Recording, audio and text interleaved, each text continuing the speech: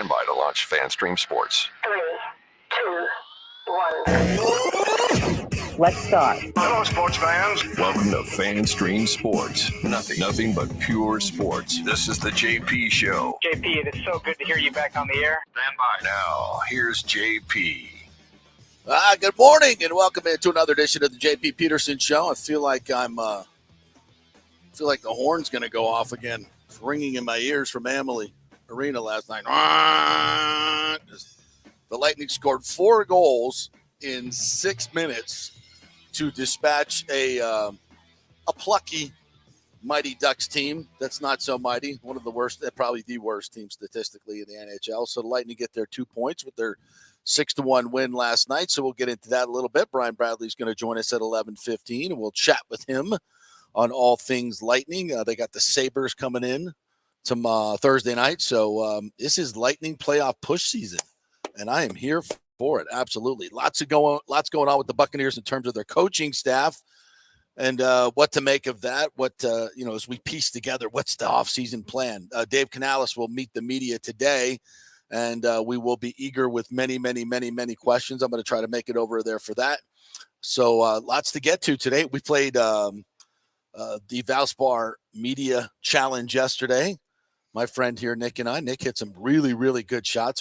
Your first time playing at the Copperhead yesterday. Good morning to you. Yeah, good morning. Good experience. Like you said, though, a lot of challenges. There were a lot of challenges for I there in that rough, which is only going to get thicker. Apparently. That's the story. Like, and we'll get into this a little bit later on, but one of the greenskeepers, I think it was Carl Spackler, came up to us at the 18th hole, and he's like, "Hey, how's the rough doing out there?" And we're like, "It's rough. It's really rough." He goes, "Yeah, we're going to grow it up another couple inches too."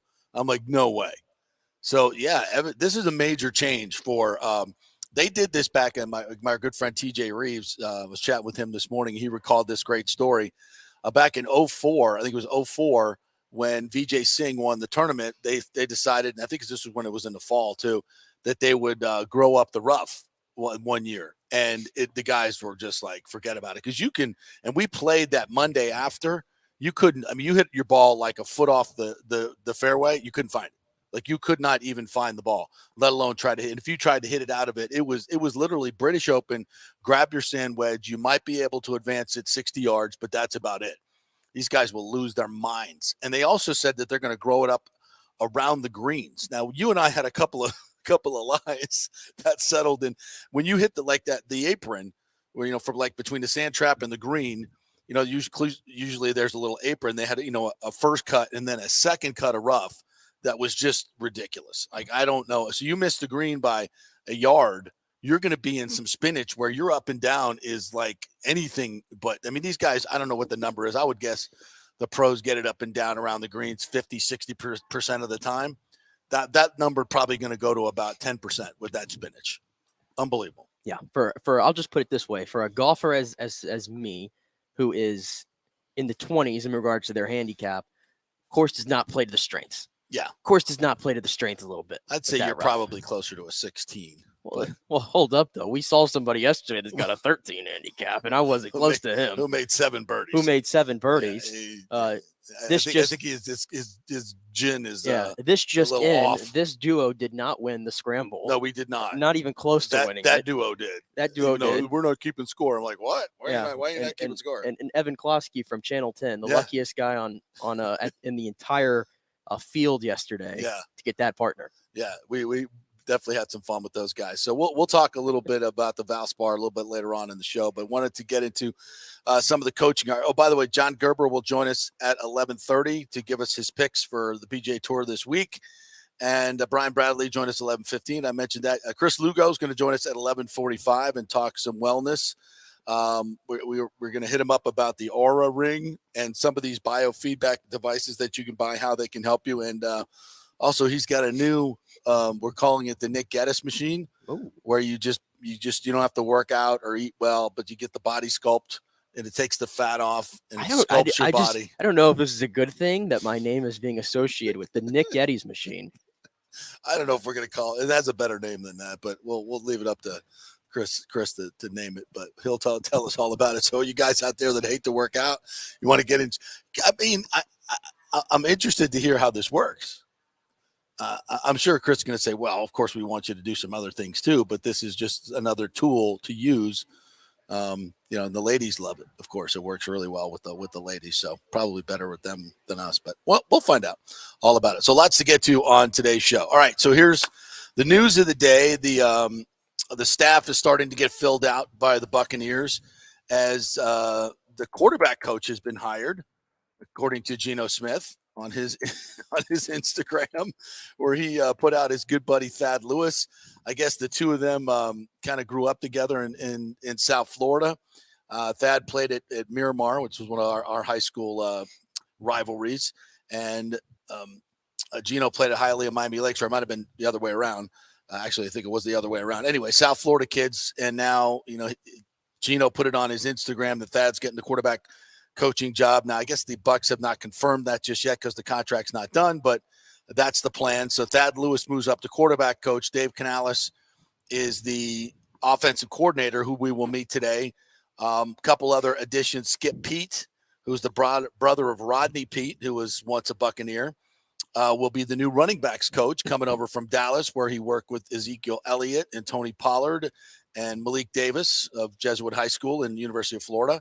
So he certainly has a good pedigree, and none of those guys had a fumble last year. That's good coaching. That's good coaching. That's a sign of really, really good detailed coaching. So Skip Pete will be in. George Edwards is the outside linebackers coach.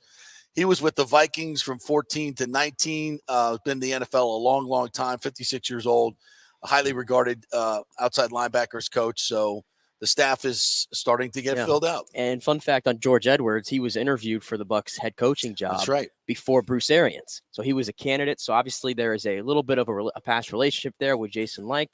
So there's a familiarity. I'm really excited about Skip Pete. I really am. Yeah. I mean, a veteran head coach, our veteran running back coordinator has been in the game for a long time. It goes even further. He was there with the prior 4 years, I believe, in Los Angeles. Todd Gurley had one of the better stretches as a running back in the NFL that we've seen. You mentioned he's been credited with the development of Tony Pollard. So we would love to see the same happen for Rachaad White if he's the bell cow this year. So, I mean, we didn't have a lot of optimism for what the staff is going to look like, but I think all things considered, so far, so good. Yeah, and look, the Canales thing is what it is. He's not called plays. He's going to be installing a new offense here, a new quarterback, a new offense, lots of new coaching staff. When you've scored 18 points a game, new is good, but you would like new and experienced, and that's not quite what the deal is. You'd like new and continuity of some type, and we don't really see that unless they bring in Geno Smith to be the quarterback of said Dave Canales offense. Now, I don't think that's a thing because Sport Track and some of the other available websites that track free agency and predict what their salary will be have Geno Smith plugged in at about $34 million. No, 100% no. And you're going to have to, whoever signs Geno is probably going to give him a multi-year deal since he's a veteran. I'm guessing that Seattle's going to try and keep him. Where the Bucs are right now, I just don't. Geno Smith had a great year last year, but he was also 3-6 in his last 9 games, and as were the Seattle Seahawks. We played them. I thought he was good, not great. He led them back from a deficit. That was mostly of the Bucs doing a couple mistakes. And against the defense that, was ripped up by the really, really good quarterbacks. So, I mean, I'm not excited about the idea of Geno Smith coming in here. I think it's likely going to be some regression from his numbers of this year because, that was a flash in the pan. Now, yes, was he with some bad organizations? Sure. But we had a large sample size from Geno Smith, and most of it's not great. Yeah, and it's not to take anything away from what he did. I mean, it's a hell of a story. Yeah, when you think about it. 10 years removed from being drafted, getting a shot, beating out Drew Lock, and taking that team that was in a rebuild, basically. Yeah. And for the first half, at least against San Francisco, they were going punch for punch with them. I thought Geno actually played well against San Francisco, and I think that was a hard thing for every quarterback in the league to do this year. Yeah. But to your point, you have to expect some kind of progression. And $35 million, we were talking off air. How do you go from being a $1 million backup quarterback. Yeah. Essentially to a $35 million quarterback, just like that. There has to be a mid-tier for quarterbacks. There's a mid-tier. I think it's pretty differentiated for me between the elite quarterbacks, the mid-tier guys, and the lower tier guys. Look at the reports about Daniel Jones, who wants $45 million. It's insane. It's insane. This is a quarterback thing. They all want to get paid a lot of money. Right. And I think, what's interesting to watch right now is what's going on in Baltimore. The Ravens have an MVP quarterback. He wants reportedly $60 million guaranteed per year. $60 million guaranteed per year for an MVP, yes. But for a guy who has not been able to answer the bell in the latter parts of the last two seasons, that's a tough pill to swallow for a guy that plays the way Lamar does. And listen, you recognize the MVP season. You understand that he's a super special guy, but you also have to understand that this is a team sport and it's a salary cap sport. So you have to allocate your resources not to just one position, but to the entire team. And the reason I'm using Lamar as kind of the bell cow here is because I think these are situations that all teams are facing. And how much with the salary cap going up, I get that this year's $45 million quarterback should be next year's $55 million quarterback. I get that. And it's going to keep going up. But at this point where we are right now, to spend $60 million, and you're talking about, okay, guaranteed. So what are we doing? 7 years? So we're going to guarantee $420 million? Is that what we're doing for Lamar Jackson? For a guy that's hurt and it gets hurt because of the way he plays? You can't do it. You're hamstringing your franchise for a long, long time. If that guy gets hurt and you guaranteed him that kind of money, you are literally dead in the water for 7 years, 6 years, 5 years, whatever it is. I don't know how you can take that risk, to be quite honest. I mean, he's a great player, but at what point do you say that's too much? Same thing for Daniel Jones, $45 million for Daniel Jones. No, you had a good year. I got to see 2 or 3 sustained years of that before I'm giving you $45 million. And for Lamar as well, I got to see you finish a season, out of the 5 years he's played, 4 or 5 years. Yeah. The last couple of years he hasn't been able to. And listen, I think he's a phenomenal talent. He's as talented as any quarterback in the league. That's not what I'm saying.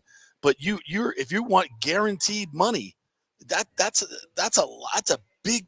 And this is why Baltimore's just like, we can't do that, man. We can't do that. And we love you. We love you, brother. But if you want to win games, if you want to be part of a winning franchise, that model is not going to work. Lamar Jackson needs to help himself out. And what I mean by that is his mom, I'm sorry, his mom cannot be his agent. It just can't happen. Because this is big boy stuff, man. This is the NFL. Yeah. This is not semi-pro or whatever fantasy land you want to live on. His mom cannot be his agent. I think things, if he had a real agent, would have probably been moving quicker now. There would have been some give and take a little bit because agents, relationships with these teams is important to them. They don't want to piss off these teams because they have 1 million of clients, right? So they'll do the best interest, of course, for themselves, obviously, right? But also to maintain those relationships and continuing to go after the Ravens and say, my quarterback has got to be, or my client has got to be the highest paid quarterback in the league. No ands, ifs, or buts. It's not really a smart decision if you're an agent. But when you're his mom and that's your son, obviously you want him to get the bag. Well, and there's not much room for wiggle room. Agents do too, but I think agents can also explain to him that there's a give and take here. Yeah. There's a give and take with the organization. And how much do you want to win? Because we've had this discussion. Show me the quarterbacks who are the highest paid in the game. Take Patrick Mahomes out of the equation, obviously, that are going to win Super Bowls or have won Super Bowls with those high cap hits. Yeah. You just can't do it. That's why I keep saying right now that Buffalo has missed their window because now they got to pay Josh Allen $50 million. Right. And I don't think their team's going to be nearly as strong as it has been. Yeah. I still don't understand why these quarterbacks don't use the Brady model. And Brady didn't do this just at the end of his career. He did it in the middle of his career as well. He didn't take as much money as he could have demanded. No question about it. So they could build around him. And that's, so we talk about this. We're getting a little bit off topic, but for the Buccaneers, just because Geno Smith had a great year, one great year, he gets the 35. He's in the elite quarterback range. No, he's not. No, he's not. Not until you prove it for 2-3 years.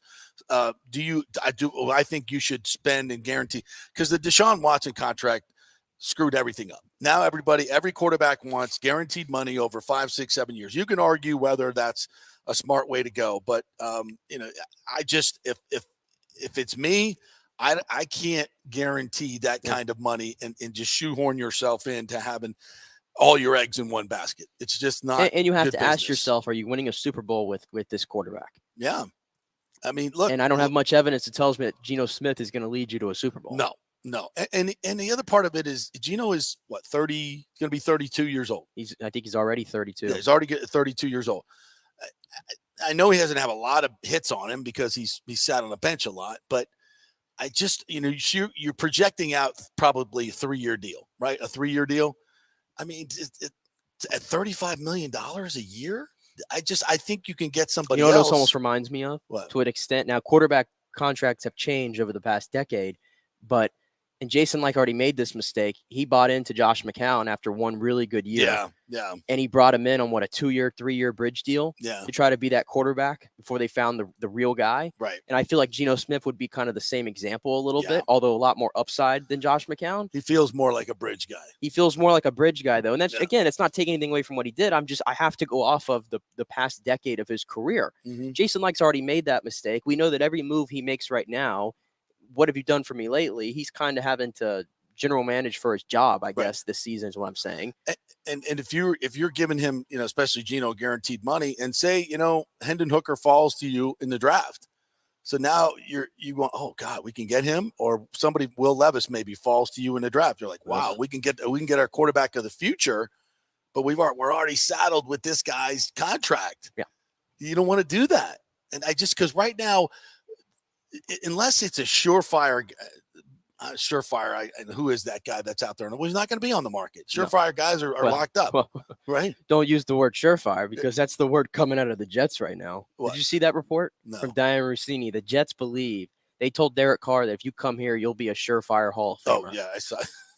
So Hall of Famer. That's just what are we doing in this league right now with these quarterbacks, man? We're paying these quarterbacks that are in the 12 to 25 range, 30 million plus, and expecting to have championship rosters. Yeah, no.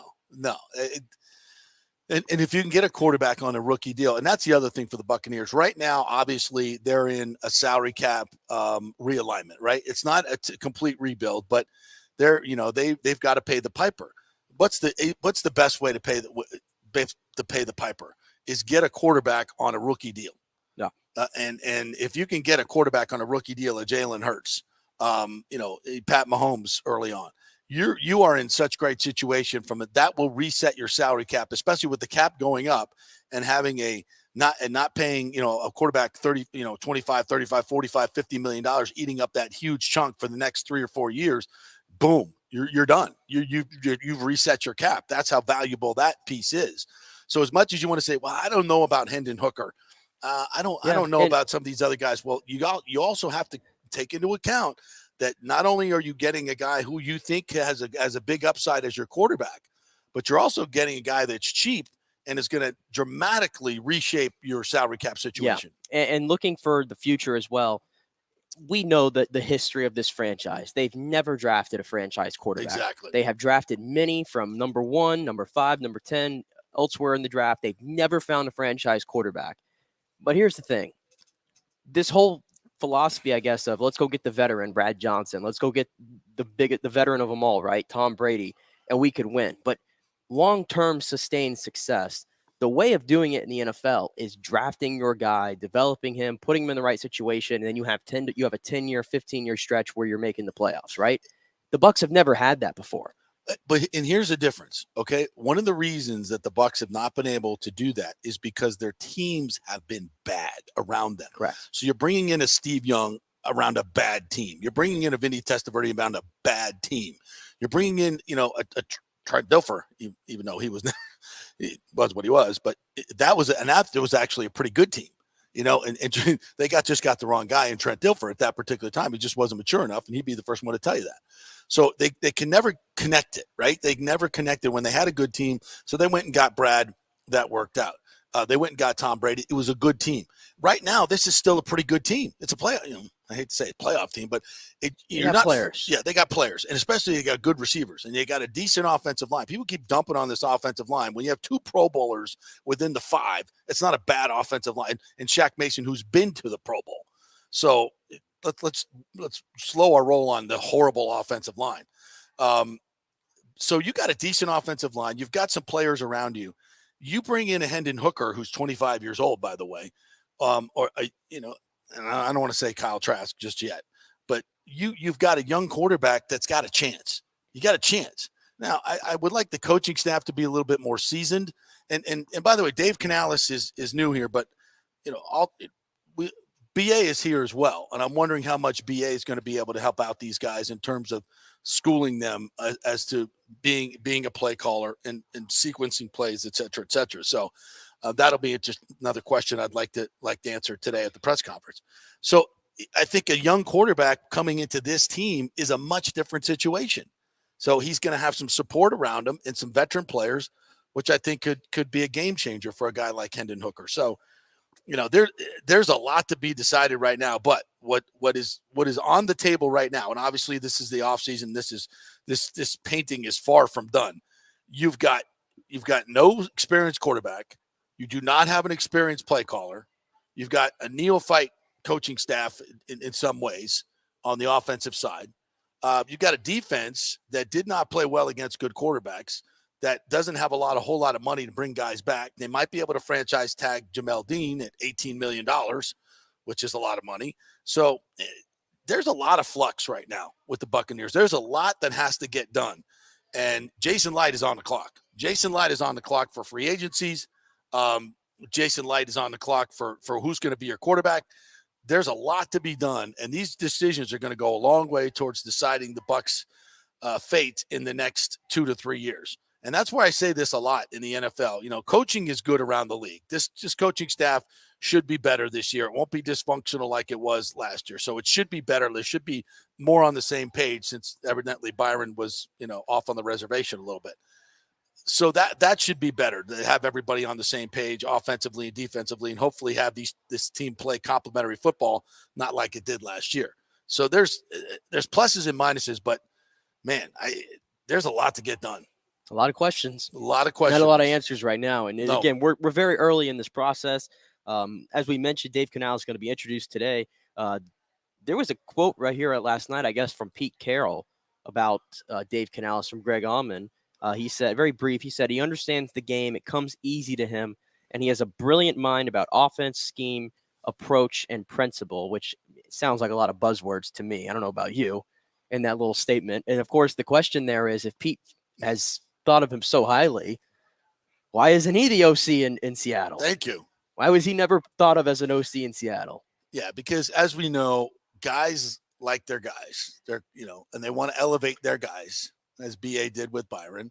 And sometimes, they miss the mark. Yeah. Because they're too close to it. Like, they like these guys. They really, really like them. But when again, don't listen to what they say, look at what they do. And did they ever elevate him to be the offensive coordinator? And I think part of the reason is how he started. Okay, he was an assistant strength coach at USC. And Pete Carroll brought him on as an assistant strength coach. He wasn't really a position coach, and then he elevated him because he liked him. He saw how he works, and he clearly was impressive in a lot of different ways. And that's great. That's how you move up to the chain, right? But if you're not making him the offensive coordinator, then are those words that you said, they ring hollow. I'm not trying to be a jerk here, but you had the chance to elevate him to offensive coordinator. You didn't do it, but yet he's this brilliant mind. Yeah. Or maybe you just thought he wasn't ready yet, and now he is ready. Yeah. That's part of the process too. So I guess both can be true. And players, to be fair, a lot of players that have been under him have spoken very highly of him. Yeah, he's a great dude. He's a great dude, and he's wherever he's gone, his players have succeeded. Let's not lose sight of that. When he was the receivers coach in Seattle, those guys played big. Golden Tate had some of his better years. They played big. When he's coached the quarterbacks, they played well. So everywhere it's not impossible to see his rise and his his development. Everywhere he's gone, he's had success. That's not easy. That's not easy to do. So I think that's a positive for Canales. But again, it's untested, and there's a question: why isn't he the OC in Seattle? And as we mentioned, as far as the franchise tag goes, which could happen soon, it looks like Jamel Dean is probably going to be that guy because signing him. Although, I mean, if you're going to keep him at $18 million, it's always in terms of a salary cap, it's better to sign him to a long-term deal. But he'd be probably dumb at this point not to hit the free agent market because somebody could be looking at him and just want to throw him a tremendous bag. Yeah, well, the league thinks very highly of Jamel Dean. I can tell you that right now, which has me wondering, again, going back to the playoff game, why was he not playing in that game then? And if the Bucks really liked him and want to franchise tag him, why didn't you show that, I guess, this year when you had opportunities to? Yeah, that was a bizarre, and I guess sometimes it comes down to practice. If you're not practicing, I think sometimes coaches feel like if you haven't been out there all week, and I think if I recall correctly, he didn't practice a lot that week. But to go from a guy to a guy who's healthy to play and was playing on kickoffs and running down to not playing him as a corner while your defense is getting torched. I mean, is it again? Show me what you do, not what you say. Yeah. He had a chance. If your defense is getting torched by like the Cowboys were on the Buccaneers, and your guy's sitting on the bench, but now suddenly he's worth $18 million a year. Help me understand that. It's hard to get to. Yeah, it's hard to get to. It's either a horrible coaching decision in that game, or you're miscalculating what his worth is now. Yeah, and we've mentioned it. We mentioned it. I'd go more towards the previous. We mentioned it. We've already mentioned it this week too. I mean, you're going to pay $18 million if it's a franchise tag. It's $18 million for a cornerback who simply does not have the ball skills required to be an elite corner in the NFL. Right. But I will tell you this: by every metric you go off of, Pro Football Focus is one of those who's very high on Jamel Dean. I know it's not the end all be all, but also just I feel like using your eyes. Jamel Dean, I feel like wins his matchups more often than not. I've been very impressed with Jamel Dean, his growth. I was telling you that if you kind of put him next to Carlton Davis, who already has the money, right? I feel like Jamel Dean, I can make the argument, is a better man-to-man cover corner than Carlton Davis. I can make that argument, I feel like. I really do. And they both don't take the ball away. So why is one considered, okay, we have to give him this contract and pay him number one cornerback money, and the other guy, we don't believe he's good enough, apparently, to start over Sean Murphy-Bunting in a playoff game. That's, to me, what's perplexing about this whole Jamel Dean situation. But I also have to say that, let's slow the roll on number. I mean, because my eye test on Jamel Dean, and Rondé has kind of talked about this as well, is he's a great straight line speed guy, and he's big and he's long and they're hard to find. And he could really develop into a tremendous corner if his ball skills improve, and he seems to improve each and every year. So, but that being said, the quick twitch guys, the smaller guys seem to give him trouble. His hips aren't as I think as athletic and as loose as say Carlton Davis. Carlton seems to be able to track all body types, but you need, with all these big ass receivers in this league, you need a guy with Jamel's size and speed to match up with the GJ Metcalfs of this league. They're everywhere. These huge receivers, these huge fast receivers, you got to have somebody to match up with them. And Jamel's that guy. Jamel's that guy that can straight line speed, big radius as far as his length, really long arms, but his ball skills are just not there. But again, I go back to Carlton's ball skills, and Carlton has a full year ahead of Jamel Dean in the NFL. They have the same amount of interceptions in the NFL since their careers have begun. Yeah, they have the same amount. Carlton's got a full year on them. Yeah, and we watch the games. How many interceptions has Jamel dropped? Oh my God, a ton. Yeah, and Carlton has as well. Yeah. I think my point is what I'm saying here is I don't think either of these guys, I'll make the argument, are true number ones. Like, my definition of number one is a little bit of a higher standard than maybe the league is going to tell you. Yeah. Like, to me, number one is you're making Pro Bowls, you're making all pros. Whenever the ball is in your, like Darrelle Revis was a number one, the ball wasn't thrown to him often because he was locking his guy up. That's a difference. When the ball's thrown to you and it's in your vicinity, I need you to pick the ball up and have those skills. Make a play. And these two guys don't have that. So that's what I was saying the other day. I think they're both suited. I mean, if I had it my way, I think they're both suited as number twos. I'm just saying that if you compare them together, I don't think there's much really differentiating them. Yeah, and when you have two guys in the secondary, your two primary corners who both don't have great ball skills, and you're paying them elite corner money, it just seems. But the other part of that is you let him go, you're likely going to have to either invest a first or second round pick in a corner for sure, 100%, or you're going to be putting a guy out there that not only doesn't have ball skills but can't track the player anyway. So you're going to be it's a lose-lose situation. It depends what kind of growth that you're expecting from Zion McCollum, because they drafted him with the idea that he would take the ball away. And this year, he wasn't even close enough to the ball to even try to get takeaways, really. Yeah, he's swimming. Yeah, he was swimming. But he came from Sam Houston State. We kind of expected this. We didn't want him to have to play. It was too big for him. He probably played more this year than the Bucs wanted to. Absolutely. Because of injuries. So it kind of depends on how you feel about the development of him. But, Rondé's a special guy, so I don't want to say. I don't know. That's why I'm not even going I don't want to say, well, Rondé didn't play his first year either, but you would hope that Zion could. He's huge for a corner. He is. His size and speed are just ridiculous, but there's a reason that he fell to the 5th round. And I think part of it is the fact that he's not his understanding of the game, the football IQ is not probably at the level that it needs to be. And, you can be fast and run and jump and look the part, and he looks the part. But if you can't figure it out and how to play within a structure, then it's going to be tough for you. But again, he's played in a very, very rudimentary system at Sam Houston State. Getting thrown into the fire of a championship NFL season from that level, that's like going from high school baseball to the major leagues. It's a big, big jump. So there's not a lot of guys that can do it. So let's, we'll slow. We're not going to call him a bust yet, but I don't think you're sitting there going, well, if we lose Jamel Dean, we just plug in Zion McCollum. I don't think you're going there. You got to have some other options. No question. And Todd Bowles also, he may just want to get some new bodies in there because, again, listen to what he said at the end of last year. Yeah.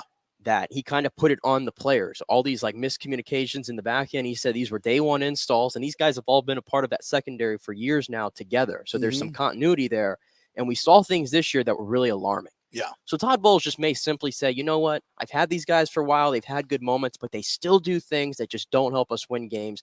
And it's starting to get on me now. And I feel like I need some new guys in here. That might be a thing as well. The problem is you've invested so much. But you've invested a lot of high draft picks, money, but you're not getting the production that you really need. But it could be worse. It could be worse. It could be worse. We've seen it worse. So at least from a number standpoint, the defense was pretty good from a 17 game, 18 game perspective. But when you drill down against the good offenses, they were terrible, and that's a problem. All right, we'll take a break. We'll come back. We'll jump into the Bolts. Big win last night. We'll hear from John Cooper. We'll get some of the facts and figures out to you. We're brought to you by the great folks at the Jeeves Law Group, JEEVES lawgroup.com. If you have been involved in an accident, you want to definitely have them on your side.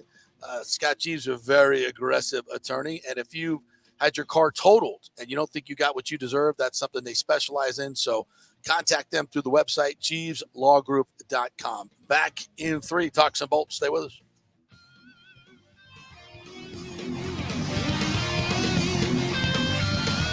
JP here for the Jeeves Law Group. I've known Scott Jeeves for quite some time, and he's just like us, a huge college football fan. He loves his Gators. In fact, he sponsors our Gator Report every Thursday at 11 o'clock with Scott Carter from FloridaGators.com. But he's not just another PI attorney. He is a ferocious advocate for his clients. Scott Jeeves is a board-certified civil trial lawyer and a certified circuit court mediator practicing in Tampa Bay for over 30 years. He is an AV preeminent rated civil trial lawyer and certified circuit court mediator. Folks, these designations are not just given out. They're given only to the best trial attorneys. But more than anything, Scott takes these cases personally. I've heard it from his clients. He's a fighter you want on your side. Insurance companies hate it when they see you're represented by Jeeves. He's just different. 727-894-2929 or go to JeevesLawGroup.com. That's JEEVES lawgroup.com and tell them JP sent you. Now is the time to make sure your home insurance is in order. In the last year, many of us have made improvements to our homes. So call the folks at Italiano and discuss these upgrades to make sure you have enough coverage. According to a recent report, almost 64% of homeowners don't have enough insurance on their home, which is their most valuable asset. Also, a great time to make sure you have flood insurance. Even if your mortgage company does not require flood insurance, your home could still be at flood risk. Another big item as we enter hurricane season is making sure your pool enclosure is added to your policy and there will be no issue at claim time. That happens a lot. So call your friendly agent at Italiano Insurance to review your policies today. 813-877-7799 or ItalianoInsurance.com. Attention, if you are home shopping or looking for a refinance, and even if you already have the approval letter, you must call my man Scott Fitzgerald at American Mortgage Services. Scott has a brand new program available in the greater Tampa Bay area called the Community Advantage Loan Program. Get this, no money down, no mortgage insurance, no points, no origination fee, purchase or refinance, and loan amounts up to $647,000. Now, there are some application requirements. It must be a single-family home, 1 unit, primary residence, and have a minimum 640 credit score. The program only applies to certain neighborhoods, so you have to call to find out if you qualify. So call Scott Fitzgerald at 813-294-7595 or email him at scott@amstampa.com. Now, even if you don't qualify for that program, Scott will shop your loan around, get you the best rates, and won't charge you the huge upfront fees. And if you've had issues with your bank calling you back, Scott will return calls immediately or at least the same day. 813-294-7595 or email him, scott@amstampa.com. Scott Fitzgerald, MLS 386722, American Mortgage Services, 1000 North Ashley Drive, Suite 1020, Tampa, Florida. Hey, folks, it's still engagement season, and where better to get that special ring than the Gold and Diamond Source. The Gold and Diamond Source has the largest selection of engagement rings in the country, a literal jewelry supercenter with 30 times the inventory of any normal jeweler. You don't have to wait to spend any extra time waiting for them to bring something in. They have everything right there in-house, so why go anywhere else? And you can get up to 15% off this January if you buy something with the birthstone, which is garnet. Garnet and gold, Florida State, get something for your favorite Seminole. And let's not forget the Emily collection from Emily Johnson Weintraub. Very affordable, real gold and diamond jewelry, always stylish and unique. Emily has created this fashion-forward gold, diamond, and gemstone jewelry line ideal for everyday wear. Each piece is designed to enhance your look by featuring eye-catching, modern geometrical shapes. Really unique stuff. Got to check it out. And, of course, Julie and Steve Weintraub, great benefactors here in the local community. So let's keep it local. And you can get 0% financing for up to 5 years. Get a big ring for a little price. It's the Golden Diamond Source, 3800 Olmerton Road, always online at thegoldendiamondsource.com. Coming back at you. Now, more with JP on FanStream Sports. It's only just begun. All right, welcome back to the JP Peterson Show. Don't forget the Valspar Championship coming up March 16th through the 19th. It's about, 4 weeks away? The Florida Swing is coming, so get your tickets. Jordan Spieth will be part of the festivities. Sam Burns will be part of the festivities. We were out there yesterday for Media Day and got to see some of the build-out that's going on 18. That rooftop is going to be spectacular. They're going to have celebrities up there milling around each and every day, live music. Colt Knost from CBS will be up there introducing the players. They're going to really get a vibe going at 18. So that's going to be fun. Get your tickets for the rooftop. Saturday will be the Darius Rucker concerts. You'll get with your ticket. You can just walk across to the driving range and see Darius Rucker. I mean, that's a premier ticket right there. So that's like getting a free concert ticket with your golf ticket. Well, that's exactly what it is. So what are we doing here? Not bad. Saturday, and those will sell out, by the way. Saturday individual tickets will sell out. So you got to get those if you want the 2-for-1. You got the Snake Pit, which is great. You get the free hospitality on all the holes coming in. 16, 17, and 18, I believe it is. They got a big pavilion over there. So lots of great food and drink included in that. The Hooters Owl's Nest, you get the wings and the beer. So yeah, lots of great stuff going on at the Valspar Championship. Go to valsparchampionship.com and get your tickets now because the good stuff will sell out. And then you'll all be calling me, hey, you got some tickets? I'm like, no, we don't have tickets. I know. But we're going to try to get some tickets to give away for you in a couple of weeks. So we'll get that up and going soon. Valspar Championship coming up. All right. The Lightning snooze fest for the first period. I mean, that was as bad. I come in the first intermission. We're trying to figure out what we're going to show for highlights. And we're like, Vassy saves? Yeah, Vassy saves. Because Vassy kept him in it in the first against a Mighty Ducks team that is not very mighty. They're not very good. But they came out flying. They came out pressing. They had a 10-5 shot lead early on. And, boy, Vassy made a couple of saves. There was one sequence where he made a pad save to the left, another pad save to the left, quickly shift to the right. There's looks like it appears to be an open net. And somehow, while in a butterfly, he's in a butterfly down on the ice, he lifts his right leg and stops another one with a pad save. I'm not sure, like, anatomically how that works, but my groin hurts just thinking about it. I mean, just thinking about it. Well, he's the best goalie in the world. He's a contortionist. What are you? I'm not a contortionist. No. Nor a goalie. No. Can't even bend down to read putts. Can't even do that. I learned. So I'm probably not going to be able to butterfly number one and then lift my leg. How do you do that? Anyway, so Vassy is amazing. And he kept him in it and should have got a shutout last night, but the defense fell asleep in the third period, as they typically do when you're up 6-0. But so be it. 6-1 is the final. Great game from a lot of the secondary scoring guys, which was good, which is something that we need to see. Sorelli had a goal. Nick Paul had a goal. What do you want to start with? We'll go with Nick Paul's here because his set the tone for the night. All right. So 7 minutes into the second period, the Bolts go on a goal spree and they score 4 goals in 6 minutes. And it started with Nick Paul.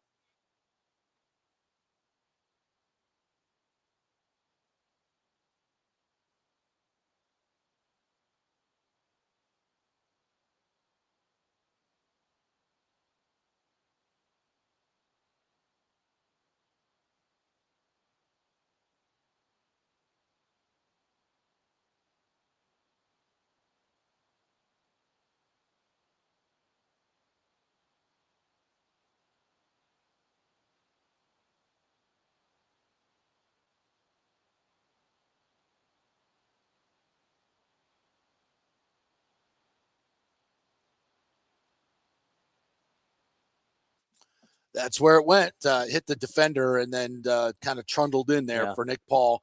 What is it? His 17th? Yeah, it was 17. And I thought it was pretty funny in the post game when he spoke.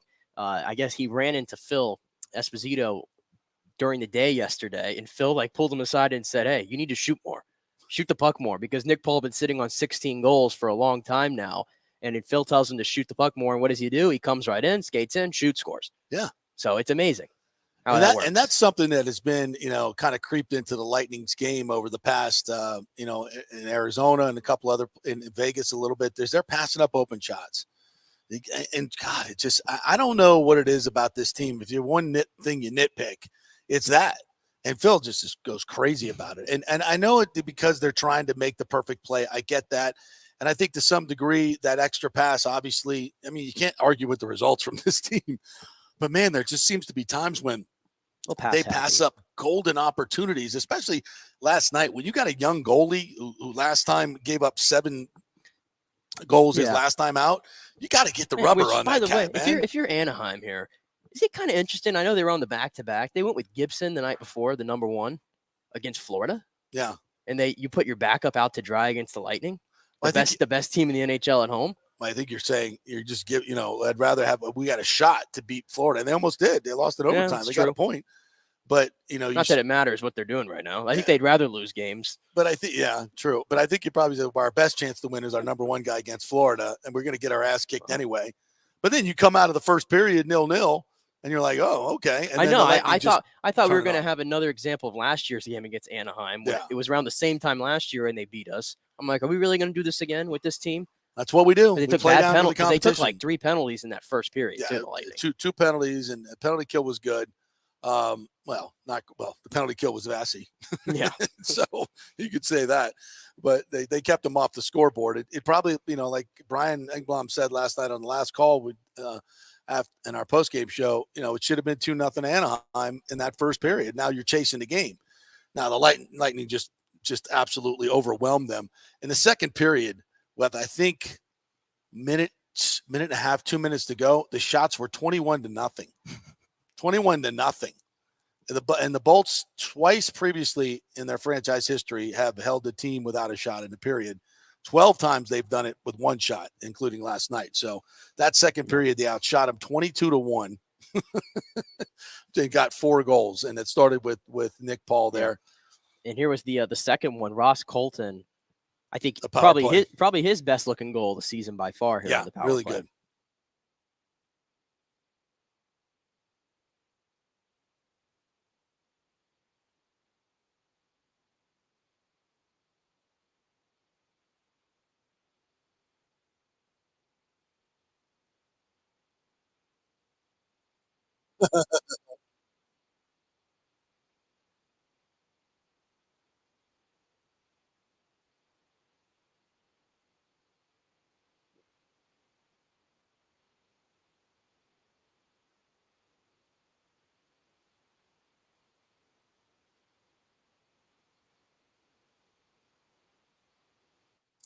I've seen Stamkos and Kucherov do that and say, well, I could do this too. Really? I haven't seen Kucherov do that in a while, to be honest with you. Yeah, very, very true. So, Phil nailed it right there. These guys are shooting the puck, and they did last night. Yeah, and then you get this one in front here, a pretty good example of some good discipline around the net from Tony Cirelli to make it 3-0.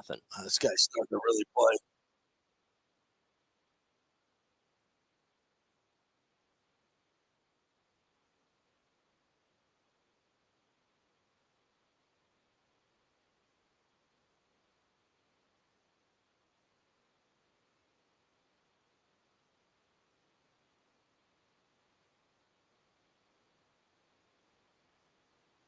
Yep. Look at that pass.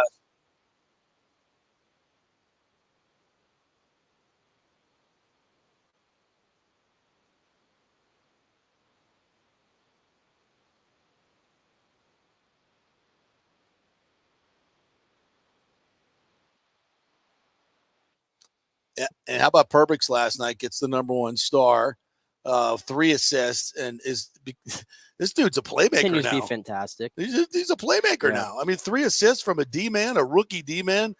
Brian and I talked about this on the last call show last night as well, is that this, it takes years and years for defensemen to figure out in the NHL when to jump into play and become a playmaker. Like Perbix is, it's old hat for him. He's just jumped right in. And how about Tony Cirelli, by the way? He had a rough start to his season, obviously. Coming off the injury, doesn't play to December. And we were talking about him, like, I really need to see a jump from his play here in the second half because the Lightning really need some depth scoring. And he's answered with 4 goals, 3 assists, and 7 points in 8 games since the All-Star break. Before that, he had just 3 goals the entire first half of the season. So, and in general, we're starting to see Corey Perry put the puck in the back of the net lately. Mm-hmm. Ross Colton's starting to score a little bit more now. Obviously, Nick Paul gets off the snide a little bit. These guys hear what's going on. They hear all the rumblings about this team needs to get some depth scoring in there because these guys haven't really been carrying their weight for stretches of the season. That's right. And I feel like they're trying to answer in the bell right now as we get closer to the deadline. Yeah, no, absolutely. And that's good. And that's, that's Cooper, tweaking him a little bit and trying to get him going. And Braden Point got his 200th goal last night also on the power play. And boy, did they make that one look easy as well. And Braden Point, it's his 33rd goal of the year. And, it looks like, I think this is a 50-goal season for him. And that's a marker. The marker, he gets to 50 goals. I think he's going to start getting a lot more national play. Look, the Lightning players are never going to get the play that some of these other players get nationally and internationally in terms of their cachet. But Braden Point puts 50 on the board. He's going to force that conversation and people to start looking at how he plays 200 feet. And I've said it at the beginning of the season. I think he's the top 8 player in this league. And I think he gets 50 goals and plays the way he does defensively. Yeah, absolutely. So, and the only reason he's not getting 50 goals to this point is because he does all the other stuff. Yeah.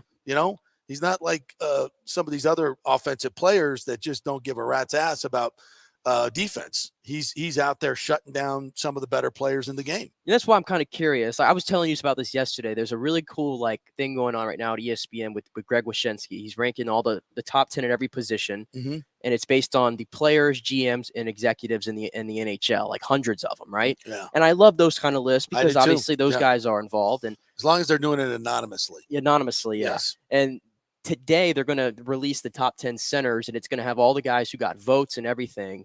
And I'm curious to see where Braden Point lands there because center's a really deep position. Yep. I see a lot of fan rankings, and they're putting this guy like in the 10 to 15 range. And I'm like, there ain't 10 centers better than Braden Point in the NHL. No. So I'm curious to see where the players, GMs, and execs have him, where he's going to be at. I mean, I was telling you yesterday, Nikita Kucherov got absolutely shafted in this poll. He was, and I say that because he actually came in second in wingers behind David Pastrnak. Nikita Kucherov actually got more first place votes, but 2 players in the NHL didn't give him 1 vote at all for the top 10. Not even in their top 10. Not even their top 10. Because he schooled them and made them embarrassed. Not a well-liked player, I don't think. He's not I don't think he's a well-liked player, but he's well-respected. I think he's well-respected. Yeah, I mean, to that point, Vasilevsky was voted the number 1 goalie. Yeah. Hedman was still voted a top 4 defenseman in the NHL. So Right. not like they're getting disrespected. I'm just curious to see where Braden Point lands because we already know those guys are well-renowned in the league. I want to see where Braden Point is now. And I'll be interested to see that.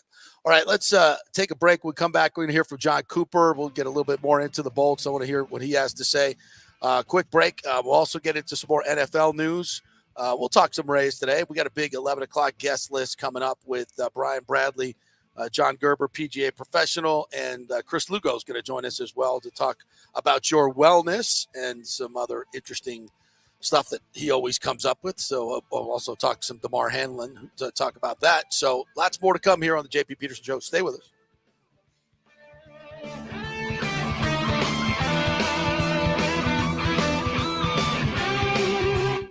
Was your car totaled in an accident? Did your insurance company use Kelley Blue Book or NADA to appraise the value of your car? Chances are they didn't, and you got shorted maybe thousands of dollars. Call the Jeeves Law Group for a free case evaluation because your insurance company may still owe you money. 727-894-2929. It's a free call, so why not find out if you have a case? Insurance companies have been running this scam for a while, and most folks don't know if they've been shorted. Trust me. Scott Jeeves is a different kind of attorney, the kind insurance companies hate to go up against. He could recover thousands of dollars, so why not call? 727-894-2929 or go to JeevesLawGroup.com. That's JEEVES lawgroup.com and tell them JP sent you. JP here for Emerging Investigations, Tampa Bay's premier investigation agency. Do you suspect your spouse is cheating or involved in a divorce, that your spouse is hiding money, an ex-employee or current employee with suspicious behavior? Is there a criminal matter you need help with? If you need information you can count on, using the professionals at Emerging Investigations is a slam dunk. Emerging Investigations is a licensed and insured private investigation agency, family-owned. Emerging is your ideal resource to secure evidence and validation, allowing you to make informed decisions in life's biggest matters. Led by industry executive Brian D'Antonio, Emerging possesses the experience and resources to get needed results. Emerging Investigations maintains an excellent reputation as a premier investigation agency.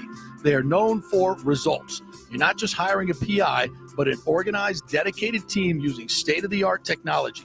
Their proven investigative methods produce crucial information used in criminal cases, insurance fraud, and personal injury claims. Many local attorneys, industry agencies, and your concerned neighbors all count on Emerging Investigations. Just go to their website, emerginginv.com, or call 813-291-FACT. That's 813-291-FACT-3228. Get results you can trust in life's biggest matters. Emerging Investigations. Well, it's that time of year to renew or shop your health insurance provider, and you can get great health insurance for $20, $30, $50 a month. Just call 888-325-0605 to help navigate the health insurance marketplace. 1 out of 3 people in Florida are uncovered because they think they can't afford it. Not true. I made the call a couple of years ago, and they helped me get Blue Cross Blue Shield coverage, Florida Blue, for just $20 a month. Last year, it went up to $49. Oh, well. It all depends on your income and your family situation. It's a free call, 888-325-0605. They will ask for some income information. So if you have your tax returns available, that will be great, but you don't need it. They'll just answer some simple questions, and the highly trained reps will do the work for you to find out what your subsidy will be. 888-325-0605. And if you have a plan through your employer, you may be able to get it cheaper. It's a free call, so find out, folks. This has been a lifesaver for me and saved me thousands of dollars over the last few years, and you can choose your plan. It's a no-brainer. Find out. Make the free call. 888-325-0605. Get covered like me and thousands of others. 888-325-0605. The PGA Tour's Valspar Championship returns this March 16th to the 19th with 4 days of golf action plus a host of fun activities that make it Tampa Bay's hottest spring sports ticket. Sam Burns, who won in a thrilling playoff last year, is looking to make it 3 wins in a row on the Copperhead course at Innisbrook Resort. He will be challenged by a top field that includes Jordan Spieth, returning for the first time in 5 years. The 2015 Valspar champ counts 13 PGA Tour victories, including 3 majors in his career. It will be a great field and great fun. Tickets are on sale now at ValsparChampionship.com for all tournament days, both grounds tickets and premium ticket options. You don't want to miss the 2023 Valspar Championship. Let's go. Right now, back to the show with JP on FanStream Sports. All right, welcome back to the JP Peterson Show. As we soldier on here, we're going to chat with by the way, Scott Reynolds could not join us today, was scheduled to, and has pushed back to tomorrow. He's preparing for the Dave Canales press conference, which is coming up at 1:00. I think Dave gets a little bit of a reprieve here from the Byron Leftwich grillings on Wednesdays and Thursdays. So I think it'll be a little honeymoon, or we'll be so anxious to find, get somebody who actually gives us some answers. Yeah, I want to hear. I just want to hear some answers, like you said. I want to hear some type of concept of what we're trying to accomplish. I want to hear somebody that's forward thinking, and understands where the game's going, not where it was. In the case of, I know I'm really banging on Byron Leftwich here, but he's had a lot of suitors in the offseason. Yeah, he really has. He really has. Man, talk about a fall from grace. It really has. Which kind of dovetails with the Eric Bieniemy conversation. We got to talk about that. We'll do that at the top of the 11. I wanted to get some John Cooper in here from last night, though. We'll finish up here on the Bolts, and then we'll get into the Eric Bieniemy situation, because who is it? Sean McCoy had some very interesting things to say about him. And then I saw some folks on Get Up this morning taking issue with LaShawn McCoy. So we'll get into that in the next segment. I want to get to John Cooper from last night. I thought it was a very interesting discussion on where his team is at following this 6-1 win, with Braden Point getting his 200th goal, and Nick Perbix, the number 1 star, with 3 assists, and Vassy doing Vassy things. Here's the coach.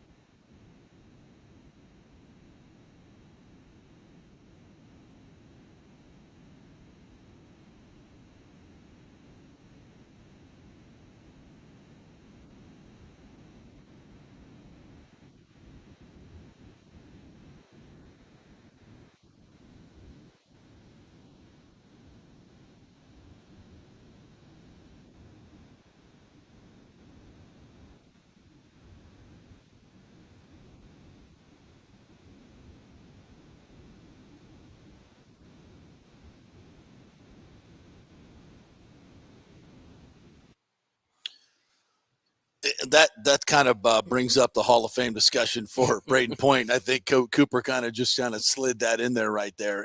We talk about this all the time. You got, Cooch, Hedman, Vassie, and Stammer, I think, are pretty much in. I think if they continue their trends, unless there's a catastrophic injury to any of them, I think they're in. 2 cups carries a lot of weight. Let's just be honest about that, plus all the other accomplishments they've had. So Braden Point is that guy that's on the outside looking in at this particular point. But if he gets to 50 goals this year and he's at 33, so I think he's got a really good shot at 50 this year. I think he'll come out of the shadow of Stamkos and Kucherov and Vassie and Hedman a little bit and become what I think a lot of people would say. I mean, do we want to call him the best player on this team? Is he the best all-around player? Yeah. But I think you'd say Vassie is the best player on the team. I mean, he's the most valuable team. If anybody could come pluck a guy off this team, who would it be? It would be Vassie in a heartbeat, right? And who would be the next guy at this particular point if you're starting a franchise? With his age and his abilities, I mean, Kucherov's an unbelievable playmaker. That's what I'm saying. I mean, Kucherov is third in points. We forget that. He's a machine. Putting up numbers. Yeah. But you're talking about winning, doing everything to win. Yeah, win day in and day out, to me, like sometimes Nikita Kucherov, there's a weakness. I feel like sometimes he's in and out of games. Braden Point, to me, I can depend on every single night. He's driving the train. Every night. He's taking, he's bringing the puck in. He's moving it up the ice. He's playing on the power play. He's playing great defensively. He's scoring goals. He does it all. And, I mean, it's premature for the conversation. There's no question about it. But I think, that was a little slip in by Coop. A little bit. It was a little bit. I'm like, okay. All right. I think we can have that conversation a little bit. I mean, there's not many guys that you can have that conversation about. Yeah. So I think Braden Point's one of them. Yep. To wrap up the Lightning, though, I love this stat right here. The only team in the NHL averaging over 4 goals per game on home ice. They still have not lost since early December at Amalie Arena, which I keep looking at. It's standing season. It's standing season watch now. We're looking at the standings, and now they're 3 points behind Toronto, but they got 2 games in hand, right? Yep. And first of all, it's a shame because of this setup, that the fact that there's 3 teams in the NHL in one division that are in the top 5. Yeah. So one of those teams is going to have to play on the road. That's, to me, just ridiculous, but it is what it is. And, last year, the Lightning, it was fine. They were able to go in there and beat Toronto not having home ice. But given the way they're playing on home ice right now, I want them to get in front of Toronto. Yeah. Really bad. And last night, I saw what happened. Ryan O'Reilly scored a hat trick last night for Toronto. He did. He looked pretty good playing with some new line mates. Yeah. Compared to what he was playing with in St. Louis. So it's a little different.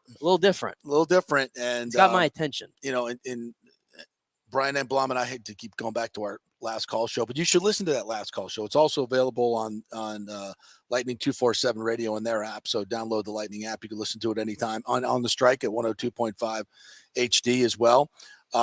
He talked about this and he said Toronto was, yes, they've made moves, but it doesn't mean that you have to panic and go out there we're going to, and sell the farm to go bring in somebody that maybe you need or maybe not. You look at your team and see what you need. Some more secondary scoring. I think, the guys are starting to step up. So I don't think and we know they can do it. We know that they can do it. That third line, probably needs to get a little better. And maybe give you some options there. So, okay, I'd say that maybe a D-man, an experienced defenseman. And by the way, who was scratched last night around the NHL? Luke Schenn. Luke Schenn did not play last night, but the Bolts aren't the only one after Luke Schenn. No. I've come to find out. Evidently, he's very valuable because he's cheap. Oh, yeah. Yeah. But he wants to come here, but it's not about where he wants to go. It's what the best compensation that Vancouver is going to get for him. And obviously the Lightning don't have it. I got to believe, though, if you're a team building and you can get a former first-round pick, a defenseman in Cal Foote, I just think he can't find his way on the ice because the Lightning have some pretty damn good defenders right now. I think that would be something that makes sense to them. Yeah. The thing with Cal Foote is the league has changed so much, and look at the best defensemen in the league. When you look at the Makars of the world, the Fox, and even the Hedmans of Hedman, McAvoy, all these guys. I mean, for the example, the other 3, take Hedman out of the equation. They're a lot smaller. They're offensively gifted. Yeah. I'll put it that way. A lot of the best defensemen now in the league, they're really offensively gifted. Does Cal Foote have that offensive side in his game? Not really. No. He looks. To He's me, not. I'm not saying he's an elite defenseman. Neither is I'm Luke just saying. Schenn, I think so. he's like one of those like classic like stay-at-home defensemen that you Which plug you on the need. third pair. I'm Which not Vancouver saying. needs. Which I'm not saying it's not a bad thing. I think Cal Foot though would thrive in a different situation because right here there's just not a chance for him to kind of be the star of the show, and you're not getting consistent minutes here. Right. So I think that. So if you're Vancouver, you're looking to cut costs, get guys who are younger in the building, have upside. I think Cal Foot fits that mold. I do too. I think that's something you could sell to the fans as well. Yeah, absolutely. All right, we'll where are we at? 11:07. Let's take a quick break. We'll come back on the other side. Brian Bradley's going to join us at 11:15. We'll talk some more Bolts, but when we come back, I want to get into the Eric Bieniemy situation as he goes to Washington. It's a very interesting conversation yesterday on that. So stay with us. Quick break.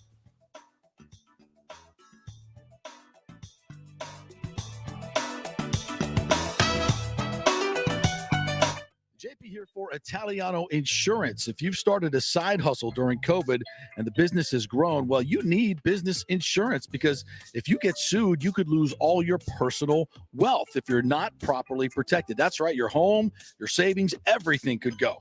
So get protected now. Call the great agents at Italiano Insurance, 813-877-7799, and a real human will answer the phone and get you protected. If you haven't shopped your business insurance in a while, you could be overpaying by thousands. One customer had their golf buddy handling his business insurance, then called Italiano to shop it around, and they saved him $26,000 a year. Yeah. So call 813-877-7799 or go to ItalianoInsurance.com. Italiano Insurance, protecting all the pieces of your life for over 60 years. The boys are back. The PGA Tour's Valspar Championship returns March 16th to the 19th with 4 days of incredible golf plus a host of activities that make it Tampa Bay's hottest spring sports ticket. There is more to the Valspar than just great golf. It's the Hooters Owl's Nest, the Snake Pit Club, accessible by premium tickets, and other great venues throughout the course for those with ground tickets. And new in 2023 is the Rooftop, a new prestigious venue at the 18th green with music, food, and fun. Plus, you never know who you're going to see at the Rooftop. Tickets are on sale now at ValsparChampionship.com for all tournament days, both grounds tickets and premium ticket options. You don't want to miss the 2023 Valspar Championship. Attention, if you are home shopping or looking for a refinance, and even if you already have the approval letter, you must call my man Scott Fitzgerald at American Mortgage Services. Scott has a brand new program available in the greater Tampa Bay area called the Community Advantage Loan Program. Get this, no money down, no mortgage insurance, no points, no origination fee, purchase or refinance, and loan amounts up to $647,000. Now, there are some application requirements. It must be a single-family home, one unit, primary residence, and have a minimum 640 credit score. The program only applies to certain neighborhoods, so you have to call to find out if you qualify. So call Scott Fitzgerald at 813-294-7595 or email him at scott@amstampa.com. Now, even if you don't qualify for that program, Scott will shop your loan around, get you the best rates, and won't charge you the huge upfront fees. And if you've had issues with your bank calling you back, Scott will return calls immediately or at least the same day.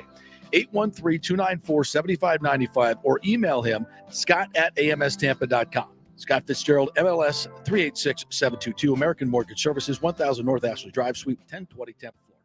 Ladies and gentlemen, Let's rock. This is FanStream Sports with JP. All right, welcome back to the JP Peterson Show. Brian Bradley coming up, John Gerber, PGA Pro, Chris Lugo, Bay Area Modern Medical Center. Got 3 guests in a row. Going to have some good conversation there. Some other NFL news yesterday. LaShawn McCoy was on FS1. Now, we have to kind of preface this by saying LaShawn McCoy was, I think it was the Bucs Super Bowl, was it not, where he was benched by either Andy Reid or Eric Bieniemy or something. He played. It was the year prior, 2019. Okay. I don't think he played in the postseason at all. And of course, that year they won the Super Bowl. Yeah, and they were getting great contributions from a lot of different guys. But yeah, so is what it is. So take that with a grain of salt. But I think LaShawn McCoy said something that a lot of people have been saying for a while about Eric Bieniemy. And anyway, I won't paraphrase his words. I'll let him say it. You might. What?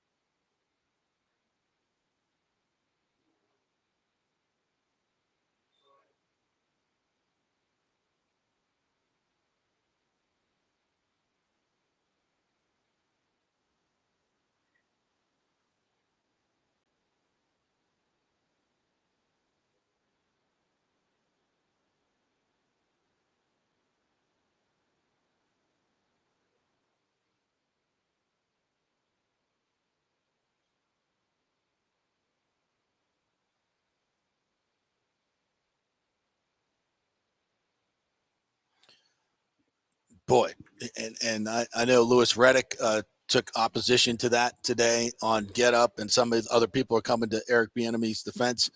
But you know what's good about this, and it's great about sports, is we'll find out. We'll find out.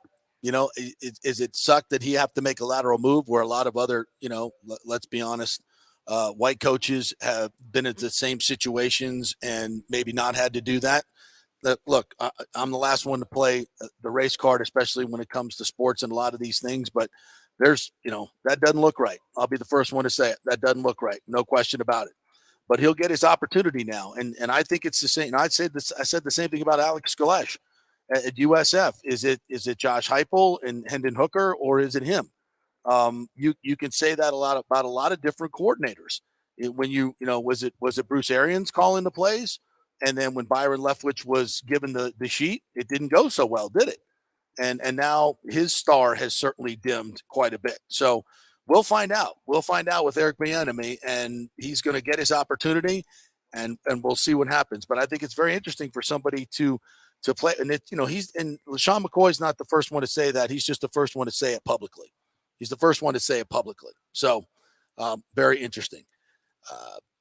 And we'll see. And Dave Canales is on the clock now. Dave Canales is on the clock. He's never been a guy. He's never run those meetings. He's never done the installs and all that stuff.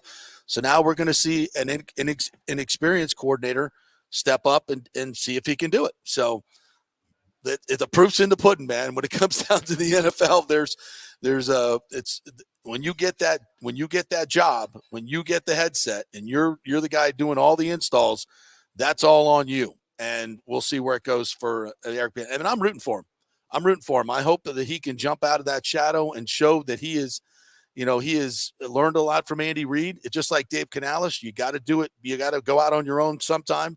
And here's your shot. So I'm rooting for him, and I hope he shows everybody and all these owners that he was ready not only to be an offense coordinator but a head coach. And we'll see. We will see. All right, quick break. When we come back, Brian Bradley's going to join us. We'll talk some more Bolts and look to see if there's something that the Bolts need for this playoff push that they might be able to find out there on the trade market, and what are some of the trends that we see with this team right now. Quick break. Stay with us.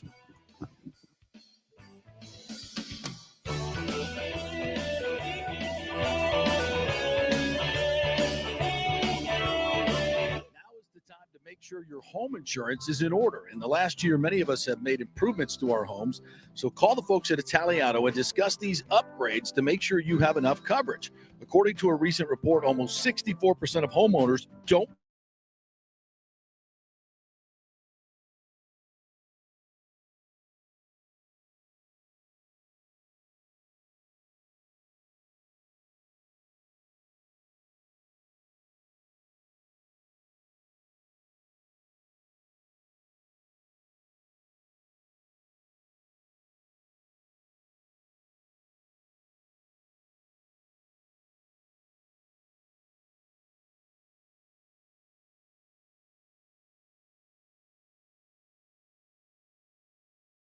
health insurance for $20, $30, $50 a month. Just call 888-325-0605 to help navigate the health insurance marketplace. 1 out of 3 people in Florida are uncovered because they think they can't afford it. Not true.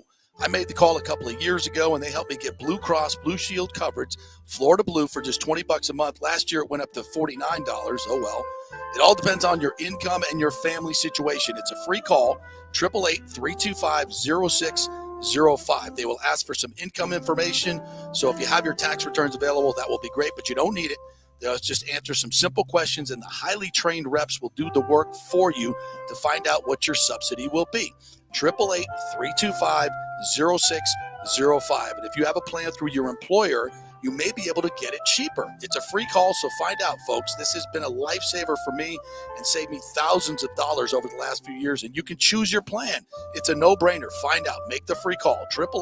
888-325-0605. Get covered like me and thousands of others. 888-325-0605. The PGA Tour is back. The Valspar Championship returns to Innisbrook March 16th to the 19th with 4 days of great golf action and a host of fun activities that make it Tampa Bay's hottest spring sports ticket. Every tournament day offers something different. On Friday, we'll celebrate St. Patrick's Day with the wearing of the green.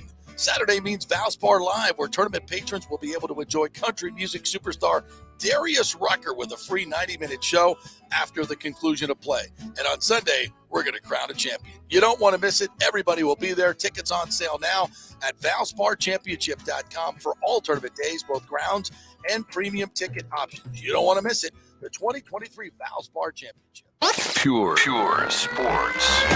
JP is back on. Welcome back. FanStream Sports. All right, welcome back. Let's talk some Bolts with our good friend Brian Bradley, Bolts' first All-Star and leading scorer during those wonderful times. What's up, my friend? How are you? Good, JP. How are you doing today? I am well after a 6-1 win by the lads last night. That first period was it was a snooze fest, but we certainly woke everybody up with that horn in the second period with 4 goals in 6 minutes. That was fun to watch. What turned for the Lightning in that dressing room? They just, I thought they played good in the first. It wasn't too bad. They had some chances. Anaheim played last night, so they had a little momentum going after losing in overtime. And I thought their goalie, Dodson, played really well. Jacob Dodson, I think, for them. He was really good in net in the first period, made some saves. And then the guys came out in the second, played. I said, if we get 1 goal, we're going to get a bunch of goals. And you know what? Nick Paul scored the first one, and Ross Colton and Sorelli. Guys that you're not thinking are going to score, like your Stamkos, your Points, your Kucherovs. Those guys get the ball rolling, and Perbix has 3 assists.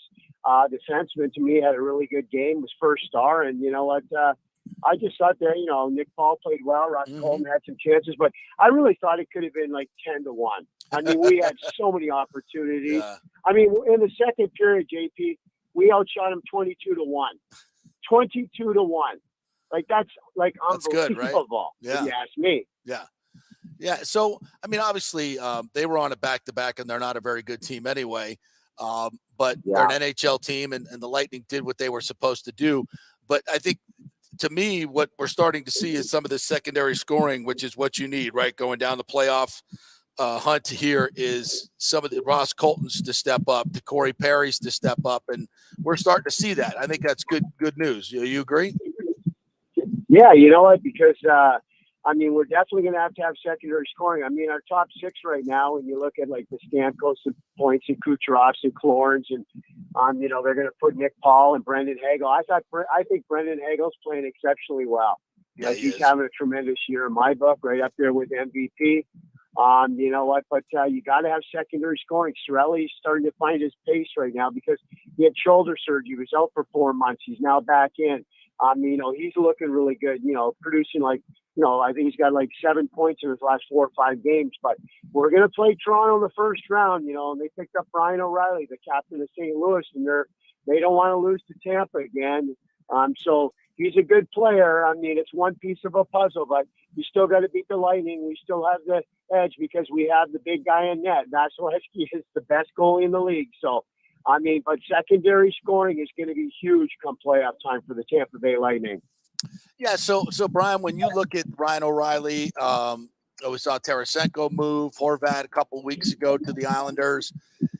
I don't see a corresponding move for the Lightning because I don't think they really need a big move like that. They don't have a lot of cap space to do it. Do you see anything like that on the horizon? Because they'd have to trade a pretty big piece to get a big piece. Well, it's interesting. I still think they got to look at options out there. You know what I mean? Corey Perry, Maroon, and Belmore, a great 4th line, and Perry's playing well.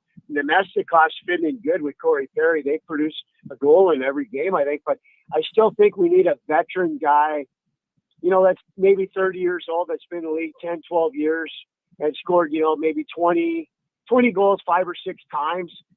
That's on the last year of his contract. That's not going to be probably re-signed next year on some of the teams that aren't going to make the playoffs. That can give us secondary scoring on that 3rd line if we need it, because in case of an injury.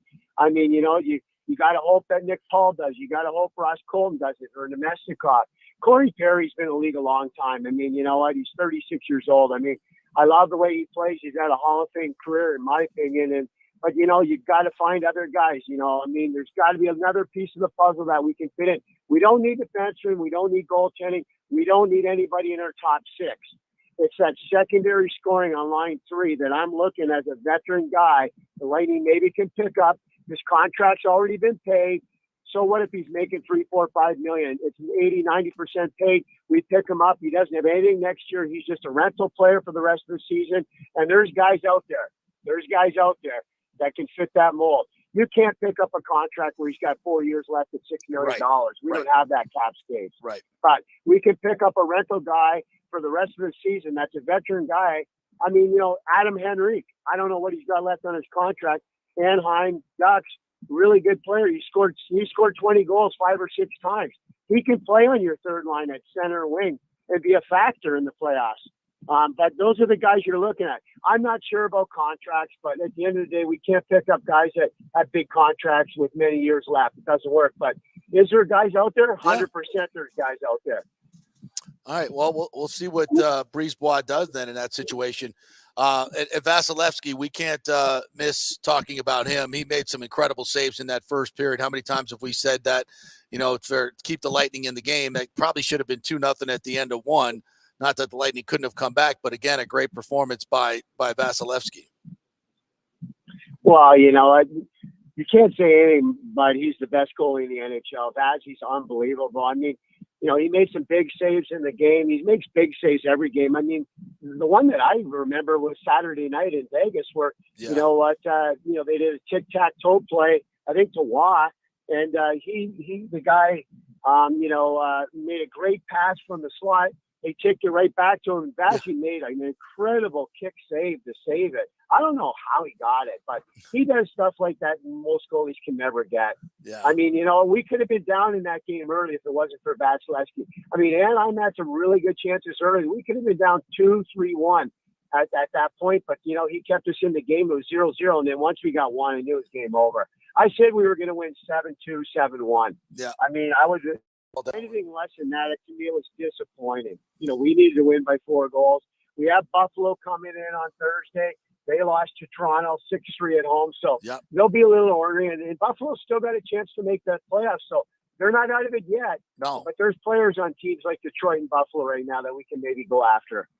Well, yeah, and that's the thing. We'll see if Brisebois can make a move. They can give away future draft picks, which they've done a lot of lately. So, but I think it's the right play when you got all these guys under contract that you do right now, long term with Kucherov and Braden Point and Vasilevsky and all of them.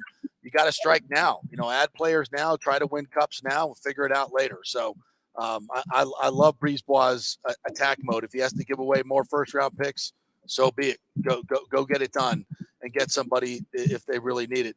And speaking of Braden Point, he got his 200th goal last night, second fastest in Lightning history to Stammer. And he's just still scratching the surface. You think he can get 50 this year? And if he does, does that just catapult him into another stratosphere? Well, you know what? It would be nice if he got 50. And I mean, what is he at? 33 right now. 33 right now. Yeah. I mean, yeah, he's just 33 goals right now. He uses his speed and change of pace, and you know what? He's just a game changer. I mean, like I've said this, JP, before, the way Braden Point's playing right now, we would have won 3 Stanley Cups in a row if he doesn't get hurt. There's no question in my mind. That was a major, major loss to us last year in the playoffs. And I say it all the time, goaltending, injuries, and specialty teams are key in the playoffs. And our specialty teams weren't that great against Colorado, but then we had a major injury. I mean, you know what? You can't replace Braden Point or Stamkos or Kucherov and guys like that, or Hedman. Especially Hedman and Vashie. I mean, they're just so good. But can Braden Point score 50? I think it's going to be tough. Is he going to, score 40, 45? I think he's going to get in that mark right there. And maybe if he gets lucky, have a shot for 50. But he's an exceptional player. He's a game changer. And to me, I mean, he's part of the core of the Lightning for many years to come. No, absolutely. All right, so Buffalo comes in here off that loss to Toronto, 6-3. You mentioned Ryan O'Reilly with the hat trick. What do you expect? What do you expect from the Sabres? I think they're 4 points out of the wild card right now. Yeah, that was a big loss last night. They got Chuck, and they got different guys like that. they're going to be solid. Jack Quinn, they got Skinner. I mean, guys like that. There's another guy. I mean, I don't know what he's got left in the contract, but Skinner never made the playoffs. He's a great addition if you can pick him up if Buffalo's out. Yeah. That's a guy I'd look at. That guy can put the puck in the net on the third line. And you know what? Teams would be like, Toronto would be like, oh boy, that's another piece of the puzzle that we don't need going against them. But those are the guys you're looking at. Guys that have been in the league a long time that just, their contracts are maybe up and doesn't have a lot going on. But, like I said, Buffalo's got a good team. They're well coached. They're having a good year. I don't think they're going to make the playoffs, but they have a lot of good players. Darlene, the defenseman's really good.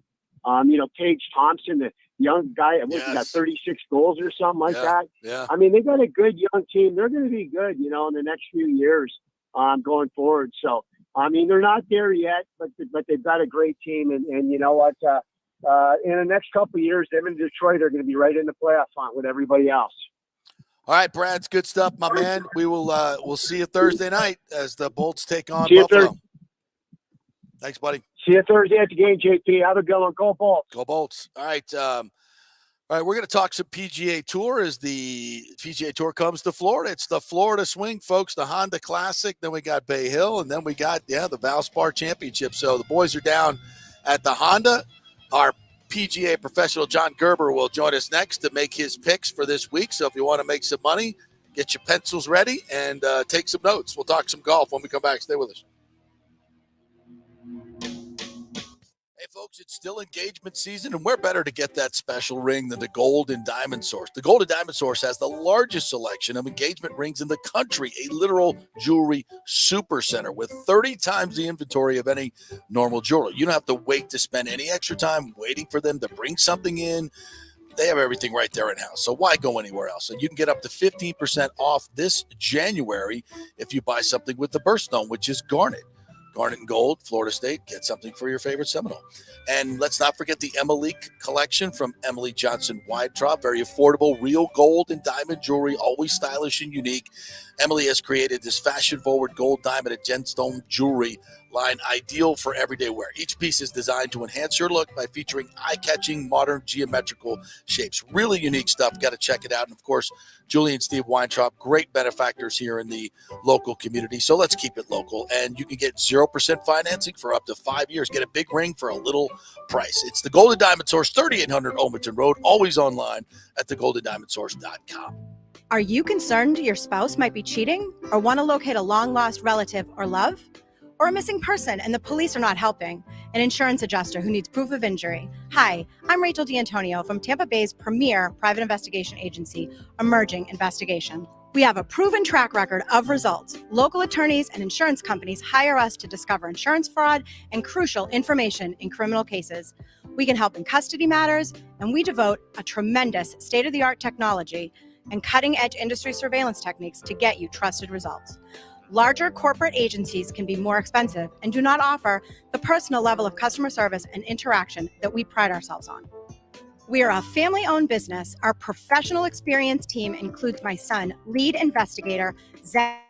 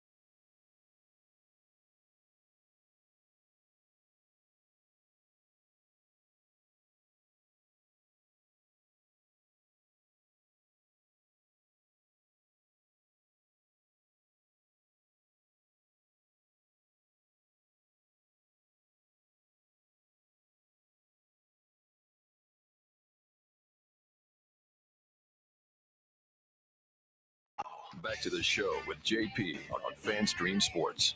All right, welcome back to the JP Peterson Show, brought to you by the great folks at the Jeeves Law Group, Bay Area Modern Medical Center, BAMMC.com. We'll have Chris Lugo on here at 11:45. We're going to talk about some new things they got going over there, that the Nick Geddes machine they have over there, the body sculpting machine. Can't wait to talk about that. But we're going to talk some golf right now with our good friend John Gerber, PGA Pro, get his picks for this week, make some money. But we got lots of golf stuff to talk about as the Florida swing starts. What's up, Johnny? How are you? Hey, good morning, guys. It's been a while. Yeah. Well, how's the From the Rough podcast going at DSP Media? Yeah, we're doing good. You know, we took a couple weeks off. I had some travel stuff. I kind of got a little couple week tournament swing. I was out at Pebble for a couple weeks, so nice. It's good. It's good to be back in Dallas, and we're big shows tonight. We got some big shows coming up tonight. A lot to talk about. So, how was playing Pebble, man? Did you get some good weather for your rounds? Well, we did, but we had about 3 hour, 4 hour stretch through the whole tournament that it was brutal. Oh. So 36 degrees, sleeting, and 30-mile-an-hour winds is not real golf for me, and I prefer not to play in that, buddy. Well, yesterday we played Copperhead in, let's say 75. It might have got up to 76 degrees, bright sunshine. Yeah, I had to take my sweater off. It was a little chilly in the morning, about 69. So. It was that place is hard. That place is hard. You have to have some good weather to play there. If not, it's just too impossible. It's a tough golf course. Well, it's going to get tougher because they've grown up the rough, which is something they haven't done in the last few years. I mean, the winning scores have been getting up there 17, 18 under. And so now this year they're going back to growing up the rough, and they're going to make it 4 inches long. And I'm going to tell you, it's different rough than you see anywhere in Florida. I don't know what kind of grass they got growing over there in Innisbrook, because that whole golf course looks like it was just picked up out of North Carolina and placed in Palm Harbor. It's crazy with the elevation changes and the pine trees and the grasses that they have there. It's just different. And they're growing up the rough around the green, Johnny, where like a foot off the green, it goes from apron to like 4 inches thick. And I mean, just talk about when you're chipping out of that around the green, these guys are 50, 60% up and down most of the time. That's going to be a whole different story, right? Yeah. I mean, if you look at that place at over here at Copperhead, they have that old school Bermuda. Yeah. And when you say, 4 inches, well, 4 inches is like 8 inches in regular rough, because the ball really just kind of sets down in that old school Bermuda. So some of the tricks that these tour guys start doing, they played in the West Coast, the rough's not really that much. No. So when they start to get this little Florida swing, what they'll do is they'll change their wedges. So that's a little trick that these guys do. So they'll create some different bounces on their wedges than they will, when they're out on the West Coast. So look at some guys using some different wedges this week, especially around the greens. And I know those greens are going to be fast. When you get that 4 inch rough around those greens, boy, it can make you look stupid real fast. Yeah, and even in the fairways, I mean, if you go into the rough, you're only moving that ball 60, 80 yards. I mean, it's U.S. Open type stuff. So I think they got a little something for the players when they get here this week. No, that's great. Weeks. So it's going to be interesting. All right, so we start with the Honda this week, and obviously this is a different, talk about the difference between California grasses and Florida grasses, the conditions between the two different places. Yeah. For me, this is kind of where for a long time, this is where the kind of the PGA Tour kind of started. The West Coast swing probably over the last 7-8 years has kind of picked up. They've elevated some of the purses to get some more traction on the West Coast. But if you ask a lot of the guys, this is where the PGA Tour kind of starts being in Florida. A lot of these guys live there. Majority of the guys live on the PGA Tour, live in Florida.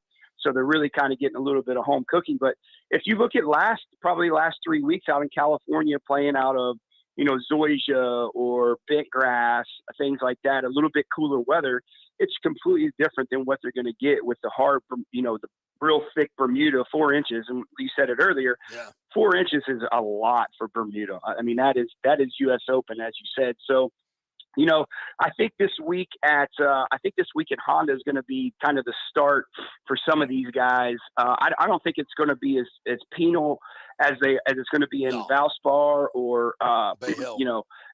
Or Bay Hill or the Players Championship. I think they're just going to kind of ease these guys into the Florida swing, not make it very difficult unless the wind blows. Yeah. You're looking at a place like PGA National. There's water on 17 of the holes. It's one of the hardest finishing stretches on the PGA Tour. And if the wind blows, boy, they're going to be in some trouble. But if it's pretty calm, I mean, you could probably look at 14, 15 under to win the golf tournament. All right, so let's get to your picks. Who you got this week? You know, we've had some solid weeks the last couple of weeks. We're still a little bit in the red with our numbers. This year we're 7-3 in matchups, so we haven't really hit the matchups real hard. But I really like the way the card sets up this week and the next 3 weeks. Again, this is where I really feel in the gaming aspect is they're playing on the same grasses for a month in a row. Right. So they're not changing it up. So if you believe in karma, which I do, and I believe in golf gods, our first pick this week is Shane Lowry at 16-1. Okay. If you look at Shane Lowry last year at the Honda, he really had that misfortune on the last hole. I don't know if you remember where on the par 5, it just started pouring down rain and super, super windy when he had one shot to hit to win the golf tournament, and he couldn't pull it off because of the weather. And then when he hit it, the weather stopped for Seb Straka. He hit a great shot, and he ended up winning the golf tournament. So if you believe in golf gods, I think Shane Lowry is going to have a great chance to win this week at 16-1. Our second pick on the board, Denny McCarthy at 25-1. This guy's going to win. This guy's going to win soon. He's the best putter in the world, and if the conditions get tough, I think his short game is really going to lend well for him to have a chance to win, and he's playing well. So look for him to have that spot at number 2 at 25-1. Third spot, Taylor Pender at 30-1. Long hitter, loves going down to Florida. He'll tell you he likes playing on this type of grass. If it's not windy out there, you're looking at a guy can easily get to all the par 5s, and he's kind of trending in the right direction. So I like him in our third spot. Our ham sandwich, our long shot, is Will Gordon at 55-1. A lot of people haven't heard of Will Gordon. He's a rookie on the PGA Tour. This tournament's going to be great for him. It's not a big star-studded field, so there's some starts from these rookies are going to get that's going to have a chance to win. He's a world beater, this guy. Look for him in the future to do real well. I think this is a good spot for him at 55-1 to have a chance to win. 2 top 10 picks this week. Ryan Palmer at plus 600. If the wind starts blowing, look for Ryan Palmer to contend and potentially win the golf tournament. He hits the ball very low, and he likes the place, and he's really straight. So if the wind blows, look for Ryan Palmer to contend and definitely get in that top 10. Mm-hmm. Second pick, Carl Yuan, rookie on the PGA Tour, plus 1,400. He's trending well. He's going to get 3 or 4 starts in a row. So look for him to have some solid weeks, and I think it starts this week at Honda. Okay. Our final picks this week, 2 top 20s. Hayden Buckley at plus 225. Played well last week at the Genesis. Likes the Florida grasses. Played well last year on the Florida swing. And also with it kind of a short field, not a star-studded field, look for him to jump in the top 20. Mm-hmm. And another rookie on the PGA Tour, Nick Hardy at plus 260. He's been around for a long time. It's his first full year. He's another one of these young studs that's going to do well in the future. So if you look at the card this week, we got 3 or 4 guys, some rookies on the PGA Tour, I think are going to make a splash this week. All right, sweet. We will retweet all your picks. So if you missed them, we will retweet it on all of our social media. Hey, before you go, I know you watched the full, you binge watched Full Swing on Netflix, which is the PGA Tour behind the scenes documentary that they've got out there. I've watched 2 or 3 episodes and absolutely loved it. You've watched them all, right? You love it? Yeah, I loved it. You know, for the general public, I think that doesn't know much about the PGA Tour, or kind of the inside scoop of some of these guys, I thought it was well done. I thought it gave you a little bit of an insight on kind of different guys on the PGA Tour. You know, most people just see the superstars like the Dustin Johnsons and the Rory McIlroys, but the piece, I don't know if you got to it yet, with Joel Damon was really interesting and kind of chronicalizing, you know, a journeyman on the PGA Tour. Yeah. If you continue to watch it, I thought it was super well done. I knew a lot of the stuff already. Right. But listen, if you continue to watch it, I don't want to spoil it for you, but there's some more interesting things going down that you'll really enjoy. Yeah, I just watched the one where they focused a lot on Brooks Koepka, and you know him talking about the waste management and how much he loves that. He loves the PGA Tour, and really there's been some quotes out there from him that he's having a little buyer's remorse on going to the Live Golf Tour. But he just, that whole thing, watching him and his mindset, he seems like he's just grinding so hard and knows he can play well, but it seems like he's, I don't know, man. He's just locked up. He just is. It's like this feeling of desperation that every putt is like his last putt, and man, you can't play golf that way, right? You just can't. No, I mean, isn't it amazing the guy that's won 4 major championships has still those thoughts, yes. right? And that's amazing to me how fragile the mind is when it starts to come to golf. And, you get on a run, and your confidence goes so bad. And a guy like Brooks Koepka that's won 4 majors. I mean, if it happens to him, what do you think it happens to the regular people that go out there and play golf, right? I know. So, no, it's intriguing. There's some more, like I said, there's some more stories in episode 6 and 7 that you're really going to like. And I thought it was super well done. Hey, last question, John Rahm. I mean, just watching him just obliterate the fields lately, it feels like every week he's going to win. He's got no weaknesses in his game. And you want to talk about a guy whose mental outlook on the golf course has done a complete 180 since, I harken back to the Players about 3-4 years ago, that moment where he told his caddy to shut up and he hit this stupid 3-wood trying to go for the green. It cost him the tournament. Yeah. And I think that was the turning point for him. He's just like, I just can't, I got to be smarter. I got to be a thinker around this and not overthink, but just be better and not just rely on my natural ability. I think it's changed everything for him. Man, he's playing well. Yeah, you look at a guy like that, he fits the mold of the PGA Tour, what it is. He hits it far, he putts it good. But the amazing part with John Rahm, if you look at his 2 wins of this year, he had the lead, and then he lost the lead. Yeah. And then he got the lead back and won the golf tournament. So he faltered in Phoenix. He did the same thing. He was leading, playing well, lost the lead and couldn't catch up to Scheffler last week. But he did the same thing last week at Genesis. Yeah. And he did the same thing at the Tournament of Champions. So, for him to do these things, be mentally strong, and you don't see him nearly blow up as much as you used to in the past, right? So I think he's kind of staying in the moment. Yep. And that's kind of lending for him to, lose the lead, come back, and that confidence is really brewing for John Rahm right now. He's the exact opposite of Brooks Koepka. All right, Johnny, good stuff, man. We'll check in with you next week as we roll through the Florida swing. Going to be fun. Thanks, buddy. Yeah, appreciate it, guys. Thanks for having me on. All right, cool. Quick break. When we come back, Chris Lugo, Bay Area Modern Medical Center, is going to join us. He's got some new machine in there that I got to hear about. Nick's very excited about. Do some body sculpting, and we'll also promised you last week we're going to talk about some of these, like his Aura Ring and some of these other biofeedback devices and how they can help you if you want to use them. So, quick break. Back with Chris Lugo after this. Stay with us.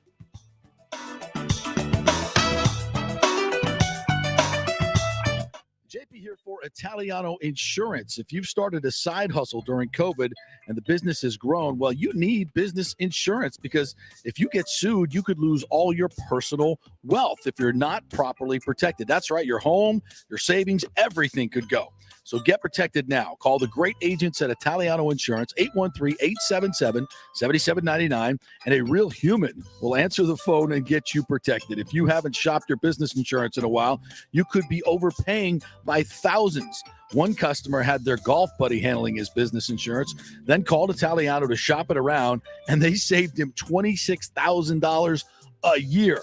Yeah. So call 813-877-7799 or go to ItalianoInsurance.com. Italiano Insurance, protecting all the pieces of your life for over 60 years. The boys are back. The PGA Tour's Valspar Championship returns March 16th to the 19th with 4 days of incredible golf plus a host of activities that make it Tampa Bay's hottest spring sports ticket. There is more to the Valspar than just great golf. It's the Hooters Owl's Nest, the Snake Pit Club, accessible by premium tickets, and other great venues throughout the course for those with ground tickets. And new in 2023 is the Rooftop, a new prestigious venue at the 18th green with music, food, and fun. Plus, you never know who you're going to see at the Rooftop.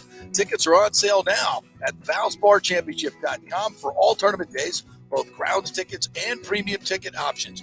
You don't want to miss the 2023 Valspar Championship. Attention, if you are home shopping or looking for a refinance, and even if you already have the approval letter, you must call my man Scott Fitzgerald at American Mortgage Services. Scott has a brand new program available in the greater Tampa Bay area called the Community Advantage Loan Program. Get this, no money down, no mortgage insurance, no points, no origination fee, purchase or refinance, and loan amounts up to $647,000. Now, there are some application requirements. It must be a single-family home, 1 unit, primary residence, and have a minimum 640 credit score. The program only applies to certain neighborhoods, so you have to call to find out if you qualify. So call Scott Fitzgerald at 813-294-7595 or email him at scott@amstampa.com. Now, even if you don't qualify for that program, Scott will shop your loan around, get you the best rates, and won't charge you the huge upfront fees. And if you've had issues with your bank calling you back, Scott will return calls immediately or at least the same day. 813-294-7595 or email him, scott@amstampa.com. Scott Fitzgerald, MLS 386722, American Mortgage Services, 1000 North Ashley Drive, Suite 1020, Tampa, Florida. Ladies and gentlemen, Let's rock. This is FanStream Sports with JP. All right, welcome back. Let's bring in our good friend Chris Lugo from Bay Area Modern Medical Center, and we got lots of fun stuff to talk about today. What's up, Chris? How are you? Hey, guys. How's it going? Oh, I see your little machine back there. The Yes. the Nick Geddes transforming machine right there. We're going to turn him into a Greek god with this thing, right? You and Titus are going to have a little comparison. You guys can do a little throw down and flex down. How about that? I don't think we're going to get to Titus O'Neil levels, but you never know. You never know. Nick.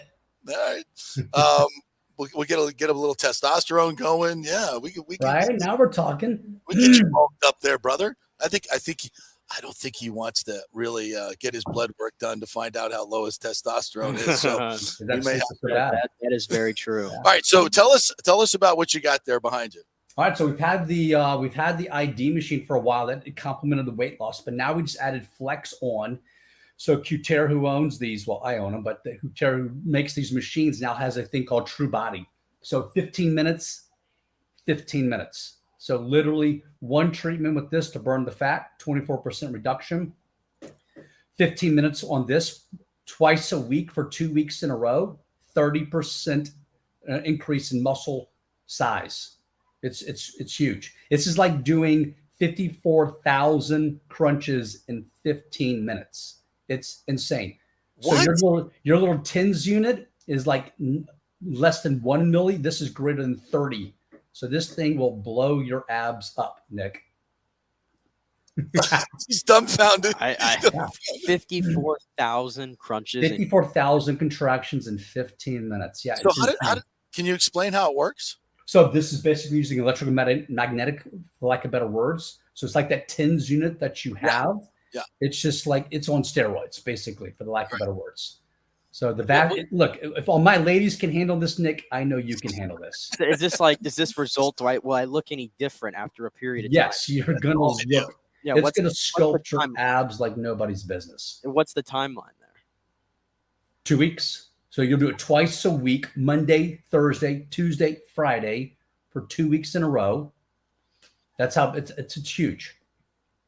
I'm getting all over this. This is fascinating. When can I sign up for this? This is insane. Get here, yeah. All right. So if you want to get on this machine, folks, Bay Area machines, correct? Yeah. So it's part of my ultimate weight loss package for that beach body for the summertime. Packages start at $28.50. That gives you 3 months of free semaglutide that everybody wants, right, for weight loss. So these machines complement that weight loss package. $28.50 the packages start at. But once you get on this machine, you're going to be addicted to it, and you're going to want to do it at least once a month to maintain things. I guarantee it. Wow, that's phenomenal. All right, well I'm in. Let's do it. I need a little beach body work now. I'm getting up there. Yeah, 59 years old, and I just got on the scale the other day. And you've got a hot girlfriend you're trying to keep up. Come on. It's her birthday. I know it's her birthday today, so I know you should be doing this for her then, for her. Yeah, exactly. I think you got a new client, no doubt about it. So, I'm in. Nick's in. We got to get this going, brother, and then we'll show the before and after photos. See, I should have taken. How long have you had this machine? I'm curious. So I just got this one because they just came out with the Flex here just a few months ago. So I just got the updated. The old machine was 45 minutes on that machine. Mm-hmm. Now they've got it down to 15 minutes. Yeah, gotcha. You see, I've already failed what I was told to do. I've had a year and a half to get ready for this wedding, which is now in like 20 days, And not only have I not put any more muscle mass on, I've lost muscle mass. I've put on a few pounds. I have completely failed. So I guess at this stage in the game, I might as well do something to get myself looking better when we go on the honeymoon, when we get into the summer, and you said the beach bod and all that. I guess I have to do that now. When's the honeymoon? August? Remind me. The honeymoon is in late March. So The honeymoon is in late March. Yeah, let's get this going like yesterday. We got time. Yeah, because it's one of those. It's one of those Antigua. This is not an Antigua body, okay? That is not an Antigua body. No, not an Antigua body. This is like the redneck Riviera body. Okay? Well, you're sporting the dad bod, and you're not a dad. So yeah, there you go. There you go. Oh, dad bods aren't cool anymore. If people tell you that, no, they're not. They're lying to you. They're lying to you. It's cute, honey. No, they're all right, so tell me. So I asked you about the Aura ring last week. I'm not wearing my Amazon. What I think it's called Hula ring or whatever. I wore it for Halo. They have a Halo product, which it gave me some biofeedback on my sleep, but I don't know if it's accurate or whatnot. What are the good products and how do you use it? And I don't want something just another thing that gives me, some numbers that don't really work or help me. So how do you use it and make it real proactive? So we've talked about this before. What is measured is managed. It's like when I'm grabbing labs on you. I'm not going to look at hokey pokey labs if I don't really care about them. Right. Unless it's in a panel, then it is. So the two products out there that I like is one Aura ring. Yeah. Okay. It's made out of titanium, made in Finland. So it's not some cheap Amazon product someone's using. Okay. So it takes a beating for one thing. Yeah. Great information you get from this. I like it because it's on my finger. Okay. So when I sleep, I don't like things on my wrist. Right. Okay. So that's the big thing. Whoop is the other one out there, but Whoop, you're paying $30 a month for Whoop. Right. Subscription based. Right. All right. So, and then you got to put on your wrist. Now you got something on you all the time. It gives you great feedback also, but it's subscription. Right. They do have a subscription out, $6 a month for the new version. But now the downfall about this guy is, hey, look, if I'm working with dumbbells, okay, or barbells, hey, this is going to be there. Some people will complain about that, but it's made out of titanium. It takes a beating. And what kind of information do you get from it? Heart rate variability. So at nighttime when you're sleeping, you want that heart rate to come down. You want your heart rate variability to go up. That tells you if you are athletic or not, or in good condition or not. Okay. Gives me my O2 sats. So for my guys who like to deny they snore and they have sleep apnea, you can look at your O2 sats and see if your oxygen actually drops. If your oxygen is dropping in the low 90s, if not lower, you probably have sleep apnea, and your T is going to be low because of that. And that's going to shave years off your life. Okay. It's going to give you temperature, which is huge too. How low does your temperature get at nighttime? All right. So that's why I love this ring. So a lot of information from this ring. And then when you're working out, it's going to monitor heart rate, O2 sats when you're working out too. That has an app that you work with on? Correct. So in the morning, I'll wake up, I'll sync it to my phone. What was good about last night? What was bad about last night? Yeah. So you said, what does it really mean to me? Yeah. It's changed how I drink alcohol. It's changed how I eat. So I love Fleming's. Okay. Jorge Diaz, the manager partner at Fleming's. Oh, love Fleming's. Yes. Okay. Jorge, ex-Buccaneer, right? Yes. But if I go there early enough, I'll kill a cow. All right. If it's late at night, we're going there, we're having dinner 7:30, 8 o'clock at night, I'm going to eat something a little bit lighter because I know that big steak in my stomach is going to make my heart rate go up, heart rate variability go down, temperature go up. It's going to be a miserable night. Same thing with alcohol. I'm usually a one and done kind of guy. Right. Maybe 2 cocktails if I'm feeling frisky to be social. But other than that, I'm going to tone it back into bed. It'll be early in the evening because if not, sleep is going to take a big hit. Interesting stuff. So why we sleep, right? We talked about this book before. Yeah. Read the book. It's going to change how, and you're going to be like, wow, I do need to change things. And that goes to your longevity with the sleep and the sleep apnea. I know I've got issues with that. So, and if you can see it, you can see the data, then you know, if you don't see it, right, it doesn't, it's like it doesn't exist, but it does. Be smarter. It does right? exist. Yeah. I want to die young at an old age. I don't want to be that frail old person with no muscle mass as I get older. You see them at Publix and Walmart. You walk behind them. Yep. I don't want to be that person. I want to be physically active at 75, 85 years old. A Jack LaLanne, for lack of better words. I know Nick doesn't know who Jack LaLanne is, but hopefully he'll Google him. That's right. One of the first fitness instructors on right. Yeah, I remember it well. Absolutely, he was a beast at 90-something years old. Yeah, and he was proof in the pudding right there. That guy talked the talk and walked the walk, no question. Yeah. All right, well, I'm excited to see what those things can do, especially from a man Nick. So we'll get him going. Thanks, Chris. Appreciate it. We'll chat with you next week. Thank you. All right, sounds great. Talk to you guys later. Yeah, Bay Area Modern Medical Center, BAMMC.com is the way to get in touch with Chris. Go to the website and make an appointment and get your girl in there, get you in there. See, that sounds so much easier than going to the gym, in my opinion. Like just put me on a machine, let me lay down or whatever you got to do, contract whatever you got to into this gut right here, and just let me have results. That's exactly what I'm going for. That's what everybody's been looking for their lives. All right, so Dave Canales is going to meet the media this afternoon, 1:00 at One Buck Place. We will have all the breakdown from that interview tomorrow, and hopefully we get an idea, a glimpse into what the plan is for the Buccaneers. You know what they're going to do at quarterback. They're going to draft somebody, bring in a veteran. What the hell's going on? It's Kyle Trask going to get this shot to be the guy. So hopefully we get some answers today, and it's a much better press conference than maybe some we've endured over the past. You mean to tell me I won't get lunchtimes with Dave? Lunchtimes with Dave? Well, you'll get lunchtime with Dave, but it'll actually get something out of it. There's a difference. Yeah, there's a difference. Something out of it instead of just being talked down to. All right, have a great day, everybody. We'll be back tomorrow with more fun and frivolity. Scott Reynolds will join us tomorrow to talk about Dave Canales and more. We will see you then. Have a great night.